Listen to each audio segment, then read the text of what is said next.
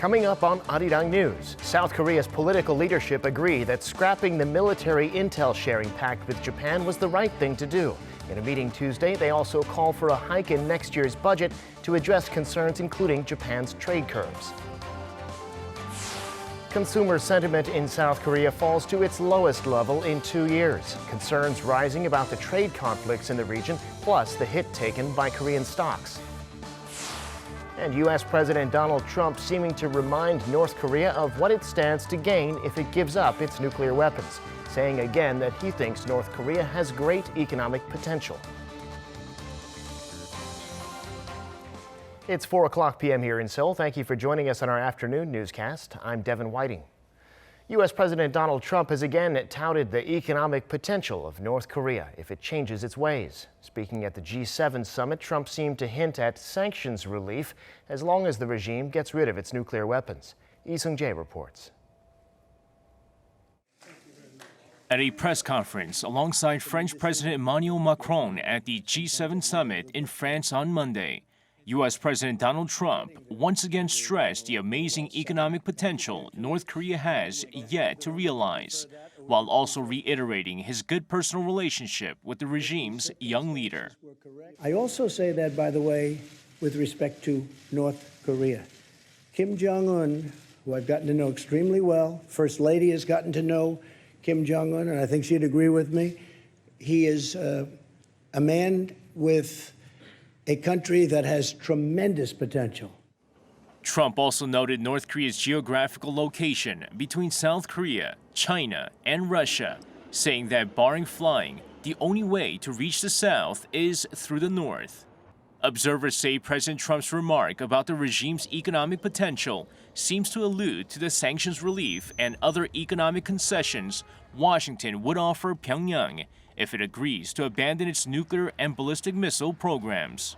While talks between the two sides have largely stalled since the two leaders' second summit in Vietnam in February, Trump continued to express confidence in Kim Jong-un, even dismissing the regime's recent series of short-range ballistic missile tests as unimportant.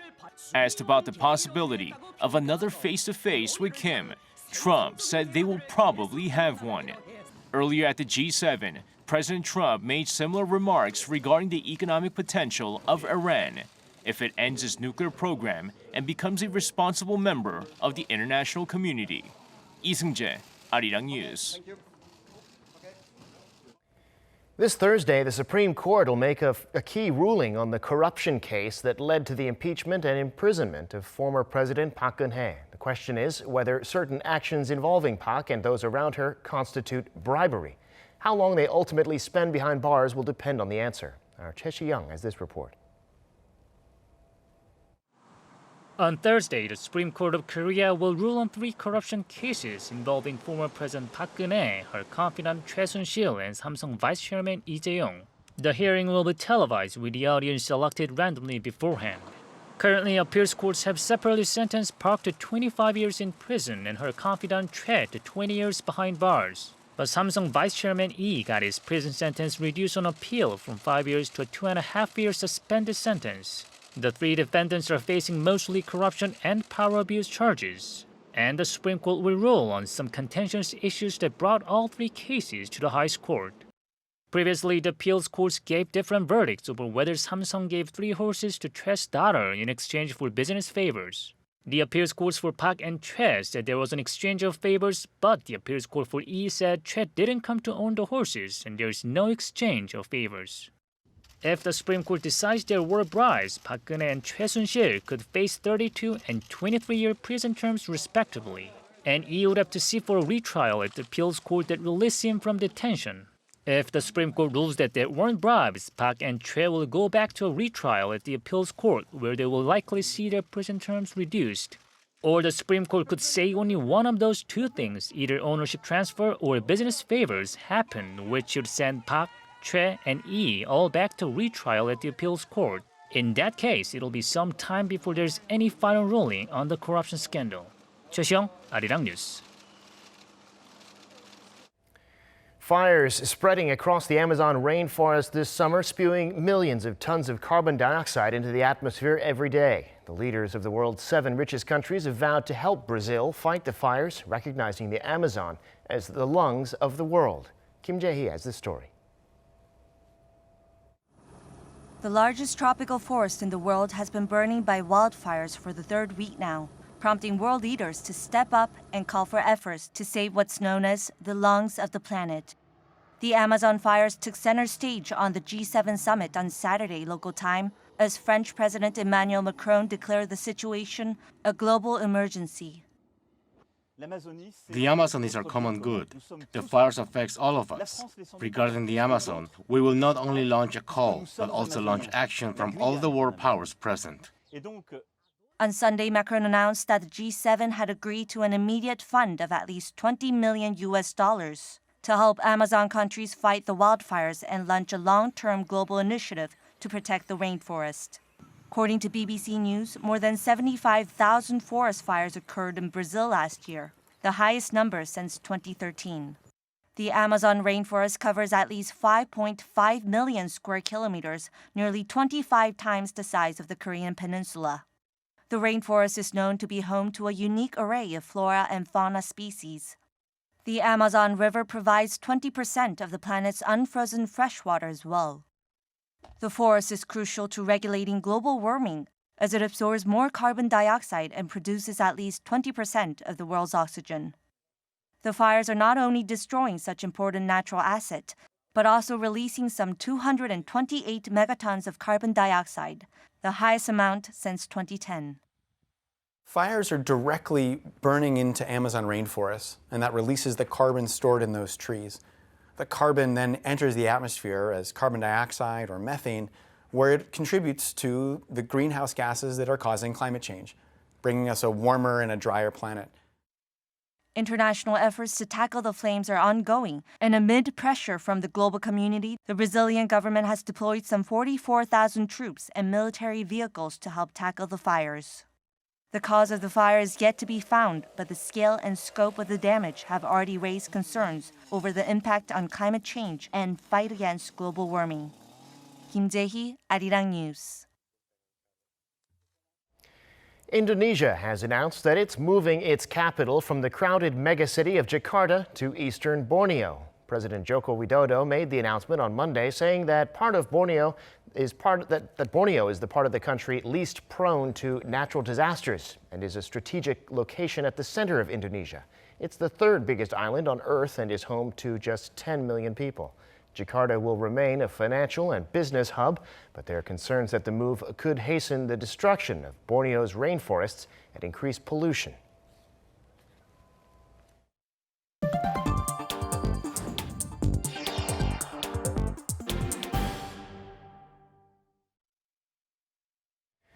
South Korea's ruling party, the government, and the presidential office met this morning to look at some key issues facing the country. For one thing, they agreed it was right to stop sharing military intelligence with Japan under the deal scrapped last week. Also on the table was next year's government budget, which is set to rise by around 9%. Our political correspondent Kim Min-ji reports. Senior lawmakers from the ruling party and top officials from the government and the presidential office met Tuesday to discuss the aftermath of South Korea's decision to pull out of its military intel sharing pact with Japan. The 3 sides agreed that maintaining GSOMIA is no longer in the country's interest after Tokyo removed Seoul from its list of trusted trading partners. They also brushed off concerns the move might negatively impact the South Korea-US alliance. There's almost 3 months left before GSOMIA expires. There's room for reconsideration should Japan lift its export curbs and come to the negotiating table. The 3 sides also stressed the need for an expansionary budget for next year to tackle the headwinds facing the country, including Tokyo's trade retaliation. The 2020 budget plan, which will be finalized on Thursday, is expected to amount to over $420 billion, a hike of about 9% on year. Of that, more than $1.6 billion will be set aside to help local industries cope with Japan's trade curbs. If there's a word to describe the conditions facing the South Korean economy, it's uncertainty. The 2020 budget will be the basis for the country to overcome downside economic risks tackle Japan's export curbs, step up industrial competitiveness, and act as a stepping stone for innovative growth.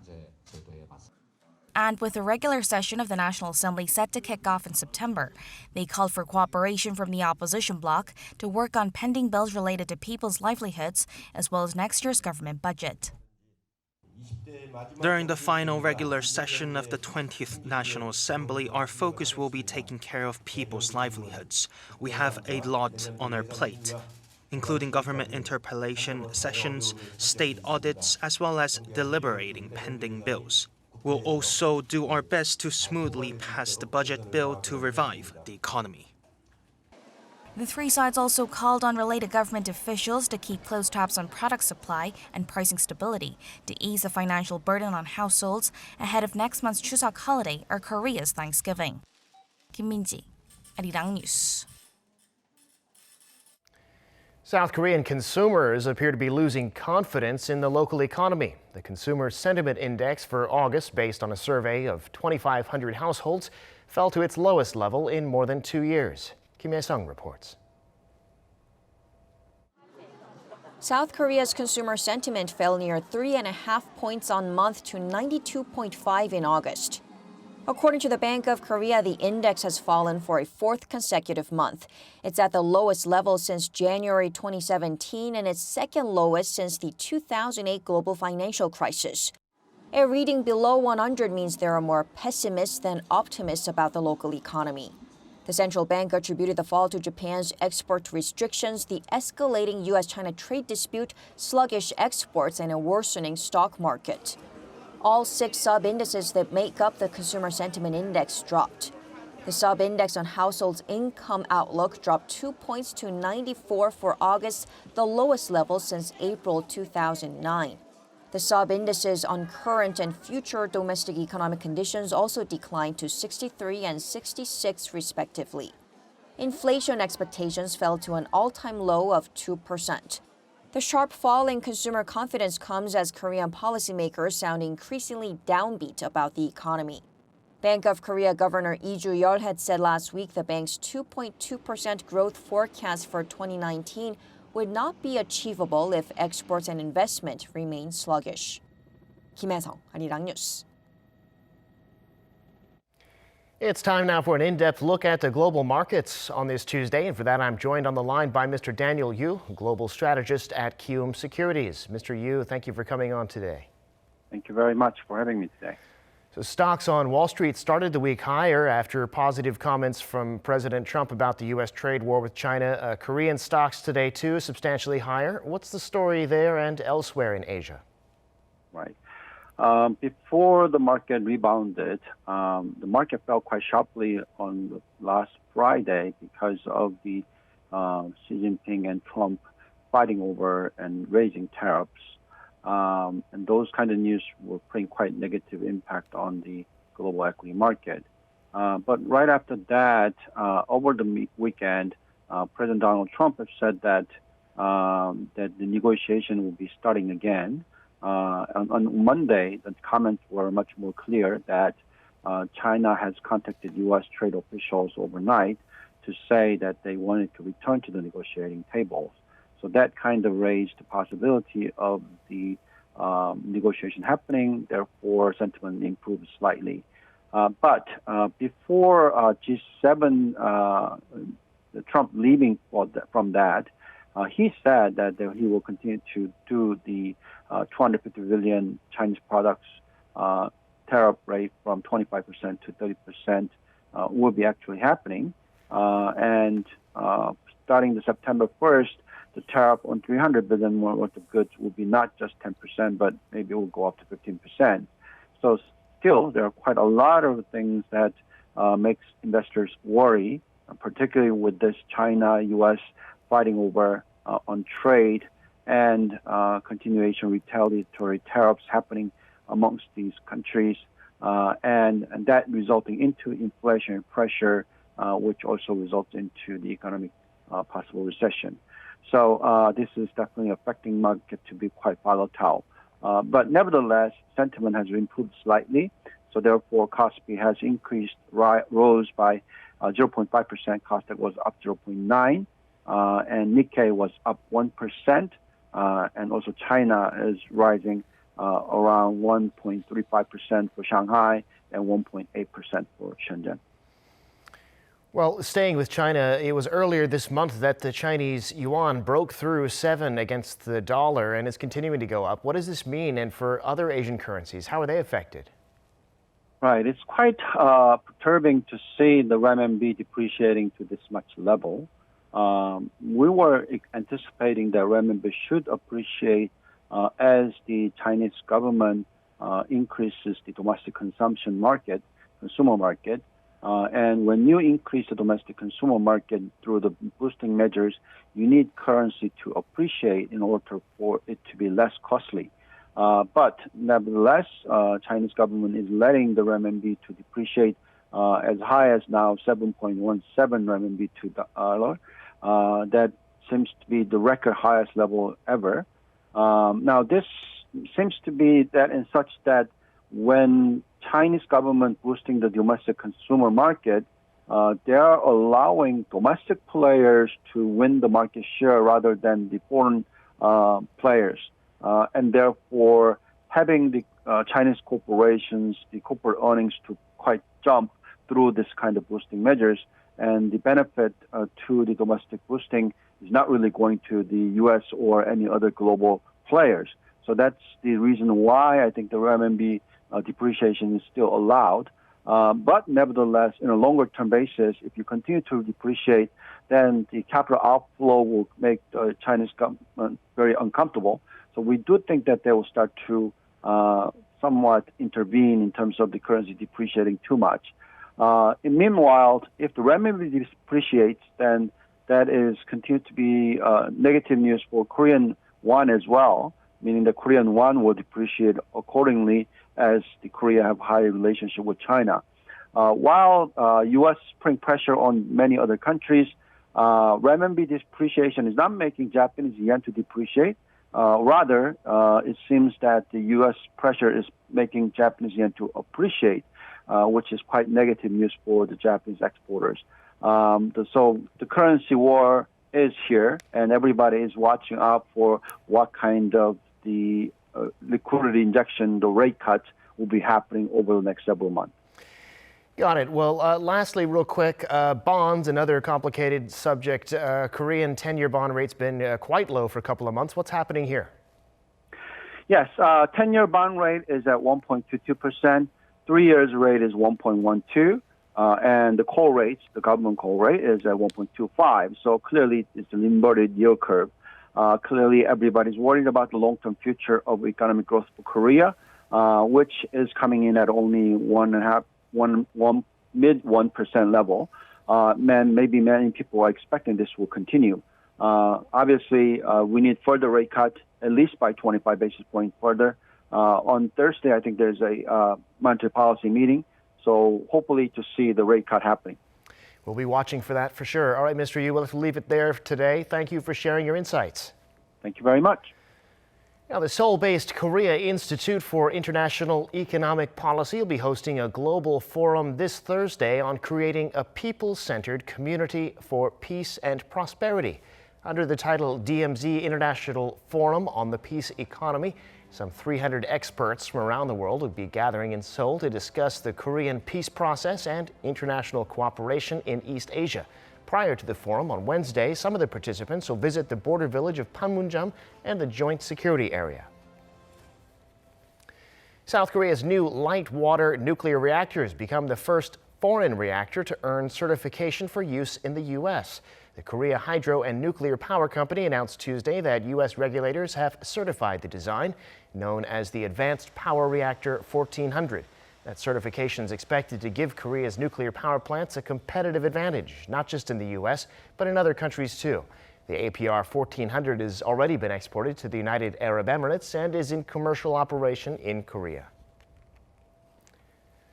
Samsung Electronics has been ranked by far South Korea's most valuable brand. UK-based research agency Brand Finance evaluated 50 local companies, and Samsung easily topped the list with a brand value of $68 billion. Though that's 6.3% lower than last year, it's a value 8 times higher than its closest Korean rival, Hyundai Motor. South Korean chipmaker SK Hynix saw the biggest surge in brand value, jumping 62% in a year to $7.9 billion. It was fourth on the list, up 2 notches from last year. Now, many have asked how the Korean boy band BTS became a global sensation. Well, to get some answers, an international conference is taking place right here in Seoul, looking at BTS fandom and also the content of their music and image. Won Jung-hwan reports. International experts from a range of fields are at the BTS Insight Forum in southern Seoul this week to discuss K-pop group BTS and their contribution to the world. This is the first time a large-scale international forum has been held under the theme of a K-pop artist. During the forum, a lecturer who teaches Korean language and culture in the U.S. said the group's sincerity and the positive message of their songs is helping students around the world. It's hard to imagine how comforting and helpful it is to those minority students to just express themselves. BTS is teaching them how to express themselves in a language which is not even their mother tongue. BTS have more than 22 million followers on Twitter, but the analysis of the group's relationship with their fans through social media looks beyond the numbers. A local lecturer highlighted the significant role the BTS fan group ARMY have played in promoting the group through social media. ARMY fans always say they are a fandom that exists for good causes such as donations and charity, because they have learned how to be a better person through BTS. Another perspective brought to the discussion highlighted how the group is helping break down traditional gender roles. Boys learn not to cry for attention. Boys learn to be silent. So I'm interested in the way in which BTS express their emotions. I also suggest that it is a resistance to hegemonic masculinity. The 3-day forum will finish on Wednesday, but similar topics will be discussed at the BTS conference held in the UK next January. Won Jung-hwan, Arirang News. Starting Wednesday, it'll get easier for customers of smaller Korean banks to make automated payments online. Until now, they'd only been able to view or cancel payments they'd set up, but now they'll be able to change the account the money is sent from. The Financial Services Commission and the Financial Supervisory Service say the account management website PayInfo will enable such changes to be made for free on the PayInfo website or mobile app. Women living in Seoul alone have access to a special parcel service where they can pick up their packages from a secure locker in a public place if they don't feel safe taking a delivery at home. The service has a new feature now. It can be used to send parcels too. The Seoul Metropolitan Government has 232 of the machines, mostly located in residential areas, home to a large number of one-person households. They were introduced in 2013 to address concerns about criminals pretending to be delivery men. Koreans are eating more bread these days as diets change, some even taking tours of the country's best bakeries. But recent studies found that the sugar content in some bread, especially the cheaper brands, is as high as that in soft drinks. Park Se-young has more. Bread is popular both as a staple food and a snack. From the dozens of options at bakeries, customers tend to have their favorites. My son tends to choose sweet ones, like cream-filled bread covered in chocolate. However, customers need to watch out for the surprisingly high amount of sugar in bread. According to a study of 199 items from bakeries, supermarkets, and convenience stores, the average sugar content of bakery items was 23 grams. The World Health Organization recommends that adults eat no more than 50 grams of sugar a day. A serving of cakes contained the most sugar, followed by red bean bread and cream-filled bread. Those that get used to sweet foods at a young age tend to refuse savory foods as adults. Sugar causes blood sugar levels to surge and can lead to obesity, diabetes, and metabolic problems. In collaboration with the bakery industry, Korea's food ministry plans to provide more healthy bread options with reduced sugar. It also recommends that consumers check the nutrition label when buying bread. Companies said they'll try to further extend the production of healthy bread. We plan to provide a guideline for the industry's sugar reduction. Since healthy options are already available, education about eating habits at home and at school is crucial. Park Se-young, Arirang News.